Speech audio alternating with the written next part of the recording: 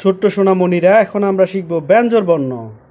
ক, খ, গ, গ, ঙ, ছ, ছ, বর্গের জ, জ, ঞ, ট, ঠ, ঢ, ঢ, মূর্ধন্য ত, থ, দ, ধ, দন্তান্ন।